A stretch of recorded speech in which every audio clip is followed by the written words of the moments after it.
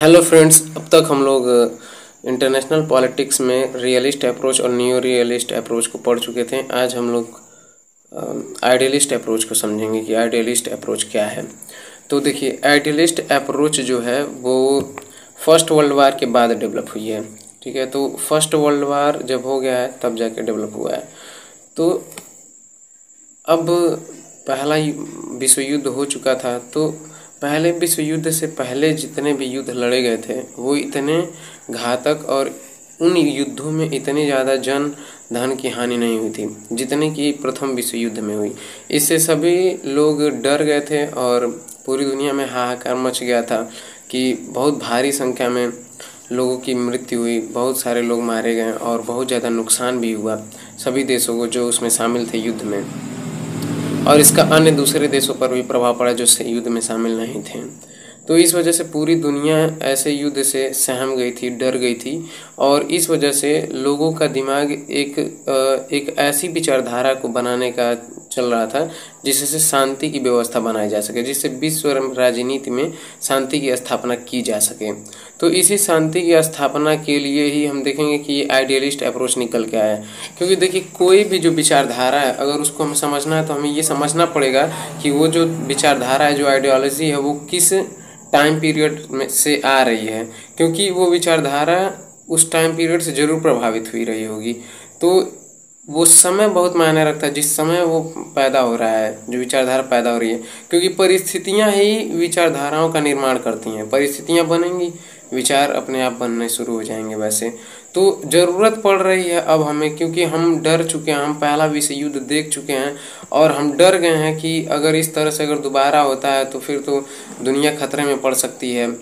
और इसी वजह से जो भी ये आइडियलिस्ट अप्रोच है, इसमें पूरा जो भी हम लोग स्टडी करेंगे उसमें एक चीज़ देखेंगे कि इसके सेंटर में शांति है। देखिए, हर एक आइडियोलॉजी का एक उद्देश्य होता है। हर वह व्यक्ति जो अपने विचार प्रस्तुत कर रहा है उसका एक उद्देश्य होता है और उसी उद्देश्य को पूरा करने के लिए जिन जिन तत्वों और जिन जिन चीज़ों की आवश्यकता होती है उन्हीं चीज़ों पर जोर दिया जाता है, उसमें उन्हीं चीज़ों की बात कही जाती है, उसी चीज़ को सही सिद्ध करने का प्रयत्न किया जाता है। तो अब इसको हम लोग देखेंगे कि आइडियलिस्ट अप्रोच एक्चुअली क्या कह रखता है। तो आइडियलिस्ट अप्रोच पहली बार उभर के आया, मतलब कि इसके बारे में सबसे पहले तो विश्व समाज नाम की एक पुस्तक है जिसको कॉन्डरसेट ने लिखा था 1795 में, 1795 में लिखा गया था, इसको पब्लिश किया गया था। तो उस बुक से ज़्यादा प्रेरित था। लेकिन उसके बाद जब फर्स्ट वर्ल्ड वार हो गया तो फर्स्ट वर्ल्ड वार के बाद जैसे वुड्रो विल्सन हो गए, बर्नार्ड रसल हो गए, बटनफील्ड हो गए, इन लोगों ने ऐसी योजना बनाई कि एक ऐसे मतलब एक ऐसा ही कोई संस्था बनाई जाए जिससे विश्व में शांति स्थापित किया जा सके। तो इसी वजह से लीग ऑफ नेशंस भी हम लोग देखते हैं, लीग ऑफ नेशंस का निर्माण होता है। और फिर वो भी लीग ऑफ नेशंस का निर्माण भी कहीं ना कहीं आइडियलिस्ट अप्रोच से ही प्रभावित था, क्योंकि वुड्रो विल्सन भी इसको सपोर्ट करते हैं आइडियलिस्ट अप्रोच को। तो आइडियलिस्ट सब क्या मानते हैं? आइडियलिस्ट सब की जो मान्यताएं हैं वो हैं कि मनुष्य जो है वो जन्म से ही क्या होता है, स्वभाव से ही नैतिक और अच्छा होता है। वो उसके अंदर सहयोग की भावना हमेशा होती है और ये जो दुनिया का जो विकास हुआ है वो व्यक्तियों के आपसी सहयोग के कारण ही ये विकसित हुई है इतनी ज़्यादा। और आइडियलिस्ट सब मानते हैं कि युद्ध जो है वो नुकसानदेह है। युद्ध एक अंतर्राष्ट्रीय समस्या है और इस समस्या का समाधान भी अंतर्राष्ट्रीय स्तर पर ही किया जाना चाहिए। तो अभी क्योंकि फर्स्ट वर्ल्ड वार हो चुका है तो सब लोगों ने देख लिया, तो हम जानते हैं कि जो युद्ध है वो अंतर्राष्ट्रीय स्तर पर एक बहुत बड़ी समस्या है और इसका समाधान भी हमें अंतर्राष्ट्रीय स्तर पर ही निकालना पड़ेगा।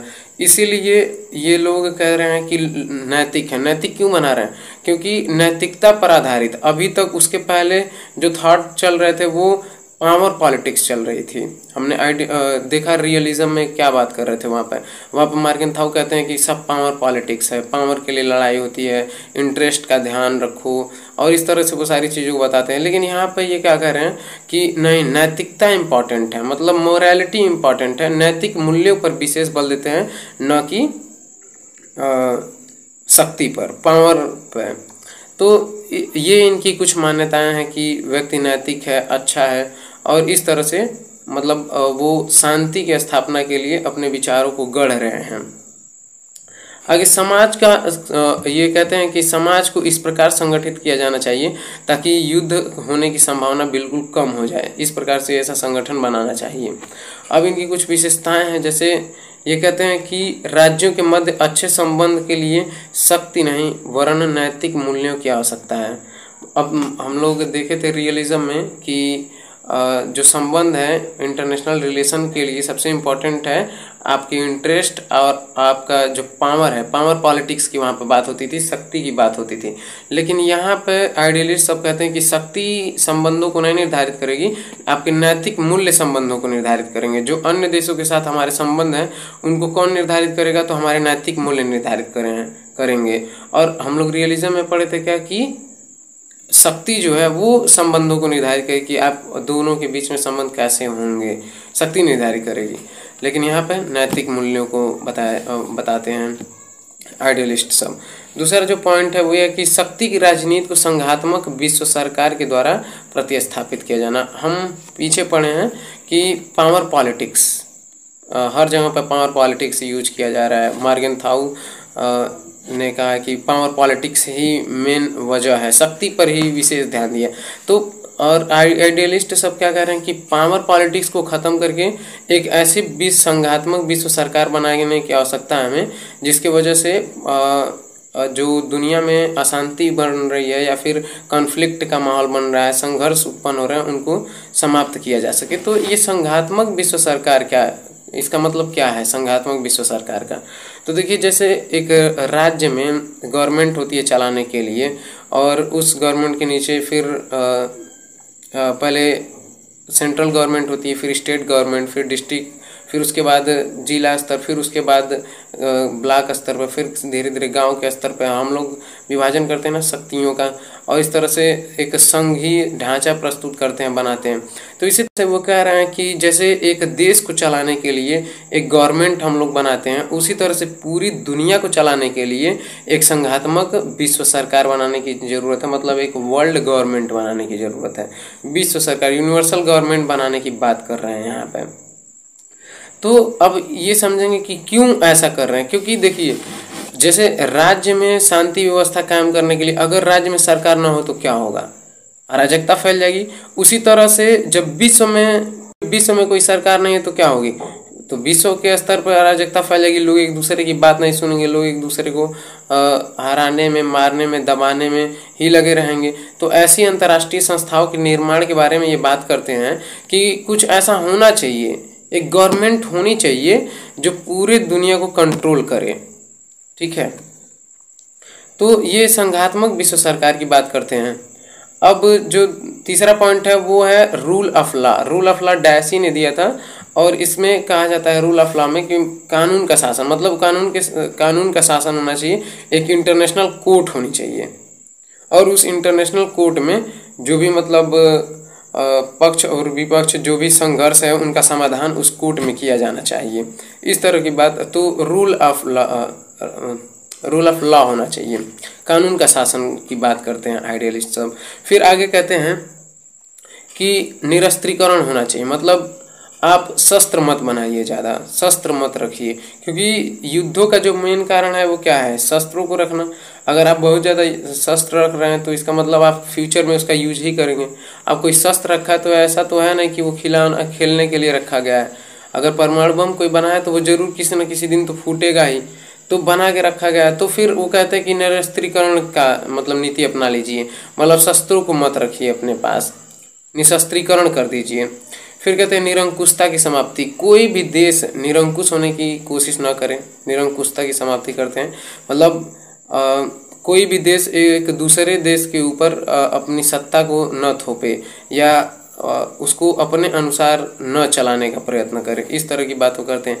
आगे कहते हैं राज्य की शक्ति अथवा युद्ध की देन नहीं है, बल्कि राज्य नैतिकता से राज्य का क्रमिक विकास हो। मतलब नैतिकता जो है उसी से राज्य का क्रमिक विकास हुआ है। क्यों ये नैतिकता बार बार ला रहे हैं, क्योंकि शांति एक तरह से नैतिक गुण है। मतलब शांति को नैतिकता से ही प्राप्त किया जा सकता है। इसीलिए वो बार बार इस बात पे फोकस कर रहे हैं कि नैतिक बनिए, नैतिक बनिए, नैतिक बनिए। और यथार्थवादी सब क्या कहते हैं कि power power power, power and power, only power के बारे में बात करते हैं। और यहाँ पर नैतिकता पे पूरा फुल जोर दिया जा रहा है और पावर को हटा दिया जा रहा है, पावर को बिल्कुल ही नेग्लेक्ट कर दिया जा रहा है। और अंतिम जो बात है वो विशेषता ये है कि आर्थिक स्वतंत्रता की बात करते हैं कि कोई भी जो देश हैं उनके ऊपर थोपा ना जाए कि आप इन आर्थिक नीतियों को लागू कीजिए या फिर आप इस तरह से अपने देश में आर्थिक नीतियों को बनाइए। हर देश अपने अपने स्वतंत्र रूप से अपनी आर्थिक नीति को चूज कर ले, जो भी उसके लिए बेटर हो वो यूज कर ले। अब देखते हैं कि इसकी आलोचना किस आधार पर की जाती है। तो हम लोग अब तक मतलब समझ चुके कि ये जो आइडियलिज्म बना हुआ है ये क्यों आ रहा है और किस लिए आ रहा है। क्यों आ रहा है तो फर्स्ट वर्ल्ड वार देख चुके हैं, और किस लिए आ रहा है तो शांति व्यवस्था स्थापित करनी इसलिए आ रहा है, विश्व में शांति की बात करनी है। तो विश्व में शांति की बात यथार्थवादी सब कैसे करते हैं कि सभी लोग पावरफुल हो जाइए, विश्व में शांति वैसे ही रहेगी। अगर आप चाहते हैं कि विश्व में शांति हो तो आप युद्ध के लिए सदैव तैयार रहिए, ऐसा यथार्थवादी कहते हैं कि अगर आप शांति से जीना चाहते हैं तो आपको हमेशा युद्ध के लिए सदैव तैयार रहना चाहिए। क्योंकि अगर आप युद्ध के लिए तैयार रहेंगे तो वो वैसे ही आप अगर मजबूत हैं, शक्तिशाली हैं तो कोई आपसे लड़ेगा नहीं, तो आप शांति से वैसे ही जिएंगे। अब इनकी आलोचना किस आधार पर की जाती है आइडियलिस्ट सबकी, तो आलोचना का पहला तो पॉइंट यही है कि कल्पना पर आधारित दृष्टिकोण है। देखिए कोई भी जो मतलब यहाँ पर बात कही गई है कि व्यक्ति स्वभाव से ही और जन्म से ही क्या होता है, नैतिक होता है, अच्छा होता है, तो ऐसा तो नहीं है। मतलब कल्पना पर आधारित दृष्टिकोण है कि सभी लोग मान लेंगे, कोई प्रतिस्पर्धा नहीं करेगा। यहाँ पर हम मतलब इस बात को नेग्लेक्ट कर रहे हैं कि हम महत्वाकांक्षी भी होते हैं, हमारे अंदर महत्वाकांक्षा, लालच, ईर्ष्या, द्वेष, इस तरह की भावनाएं भी हमारे अंदर उठती हैं, लेकिन हम इसको इग्नोर कर दे रहे हैं बिल्कुल, और अपने हिसाब से जो आदर्शवाद है उस पे उसके अकॉर्डिंग चल रहे हैं और सोच रहे हैं कि नहीं सभी लोग अच्छे हो जाएंगे, सभी लोग बिल्कुल ठीक हो जाएंगे, नैतिक हो जाएंगे, अच्छे से कर्म करेंगे, जो रूल्स बनाए जाएंगे उनको फॉलो किया जाएगा सबके द्वारा। तो इस तरह से तो पहले आलोचना का आधार तो ये बन जाता है कि ये पूरा जो है वो कल्पना पे आधारित दृष्टिकोण है। दूसरा जो नैतिकता पर जरूरत से ज़्यादा बल, जैसे यथार्थवादी सब शक्ति पर जरूरत से ज़्यादा बल देते हैं, उसी तरह से आइडियलिस्ट सब नैतिकता पर जरूरत से ज़्यादा बल दे देते हैं। और फिर तीसरा जो पॉइंट वो ये है कि power and wars are inevitable, मतलब शक्ति और युद्ध तो मतलब अनिवार्य है, अपरिहार्य है, रोका ही नहीं जा सकता, खत्म ही नहीं किया जा सकता है, क्योंकि संघर्ष तो होंगे ही होंगे। जब दो लोगों के आपसी हित टकराएंगे तो युद्ध संघर्ष होना अपरिहार्य है।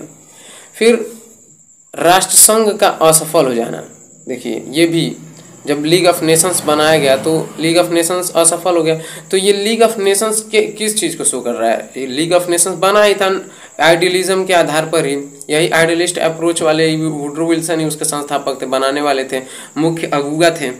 तो जब ऐसा हो रहा है तो जब राष्ट्रसंघ खत्म हो जा रहा है तो ये इस बात को हमें सूचना देता है, इस बात की सूचना देता है कि जो आइडियलिज्म है वो कल्पना पर आधारित है, पूरी कल्पना है केवल और केवल, क्योंकि कंट्रोल तो कर ही नहीं पा रहा है ना, कंट्रोल ही नहीं कर पाया। जिसके लिए हम बनाए थे राष्ट्रसंघ कि भाई ये कंट्रोल करेगा, ये एक अंतर्राष्ट्रीय संस्था होगी और ये सभी देशों को दिशा निर्देश देगी, लेकिन उसकी माना कौन, कोई मान ही नहीं रहा था, सुन ही नहीं रहा था, तो राष्ट्रसंघ असफल हो गया। तो ये भी एक आलोचना का कारण बन जाता है कि पूरी कल्पना पर आधारित है, इसीलिए क्या है लीग ऑफ नेशंस खत्म हो गया। अब देखिए जो चौथा पॉइंट है आलोचना का वो ये है कि संघात्मक स्तर पर, मतलब कि पूरे विश्व के स्तर पर संघात्मक शासन व्यवस्था, मतलब संघात्मक गवर्नमेंट बनाना पॉसिबल ही नहीं है, असंभव है। अब कोई ऐसा विश्व गवर्नमेंट हम लोग नहीं बना सकते हैं कि पूरे वर्ल्ड में एक ऐसी गवर्नमेंट हो जो पूरे देश को चलाए, ठीक है, तो जब बना नहीं सकते हैं, ये असंभव है, तो फिर ये भी एक कल्पना पर आधारित है, इसीलिए तो असंभव है। कल्पना पर आधारित नहीं होता, यथार्थता होती थोड़ी भी तो पॉसिबल होता, लेकिन ऐसा पॉसिबल है नहीं। हाँ कुछ संस्थाएं बनी हुई हैं इसके आधार पर, जैसे अभी संयुक्त राष्ट्र संघ हमारा है, यूनाइटेड नेशन ऑर्गेनाइजेशन, तो वो इस बेसिस पर मतलब थोड़ा सा काम करता है कि ठीक है हम कंट्रोल करने की कोशिश करेंगे, और कुछ सालों से वो सेकेंड वर्ल्ड वार के बाद तो कंट्रोल ही किया हुआ है अभी तक। तो ये पूरा आइडियलिज्म था। और आगे हम लोग पढ़ेंगे सिस्टम थ्योरी के बारे में या फिर सिस्टम अप्रोच के बारे में, जो इंटरनेशनल पॉलिटिक्स को समझने का एक सिस्टम अप्रोच है उसको देखेंगे कि सिस्टम अप्रोच इंटरनेशनल पॉलिटिक्स को किस तरह से देखता है और कैसे वो अपने एक्सप्लेनेशंस देता है और कैसे वो मतलब भविष्यवाणियाँ करता है। उसमें मतलब थोड़ा सा पूर्वानुमान की कोशिश की गई है कि सिचुएशंस को देख करके, आज का सिचुएशंस देख के कल क्या पूर्वानुमान करना। तो उस तरह से थोड़ा सिस्टम अप्रोच पढ़ेंगे हम लोग कल।